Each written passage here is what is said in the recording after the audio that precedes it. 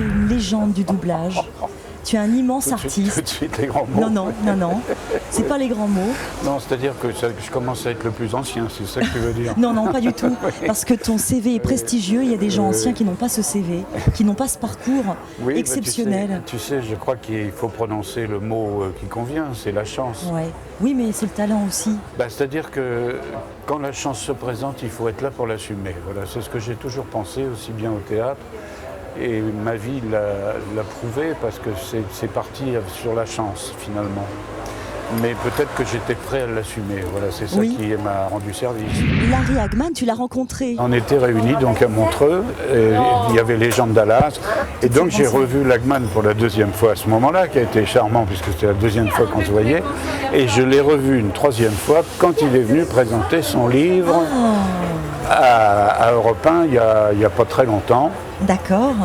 Et où on était ravis de se retrouver parce qu'il est toujours très sympa et qu'il avait été ravi du travail que j'avais fait. Arrête de faire ta pouffe. Écoute, là, il n'y a rien de méchant et ça va être très drôle, je te dis. On va mettre un peu de piquant au sein du ranch Wick. Alors, Dominique, tu as un parcours exceptionnel. En doublage, j'ai retenu vraiment 5 séries cultes. Dallas, J.R.O. Oui. L'Agence Tourisque, Hannibal Smith. C'est toi. Absolument. L'amour du risque, Jonathan Hart, c'est toi. Encore moi. David Vincent, Les Envahisseurs, c'est toi. Encore moi. Steve Austin, L'homme qui valait 3 milliards, c'est toi.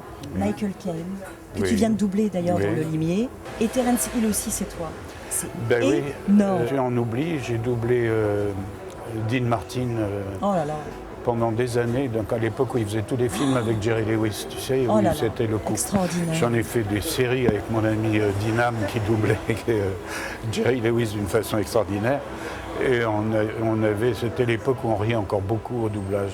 Tu trouves qu'on rit moins en ce moment au doublage? On n'a plus le temps.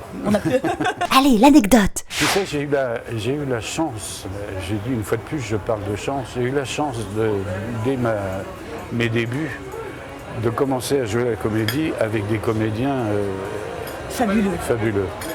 Donc c'est vrai que ça a été des rencontres extraordinaires. Alain Delon, t'en gardes un bon souvenir? Delon, on s'est croisés, mais je le connais bien, on s'est rencontrés plusieurs fois depuis.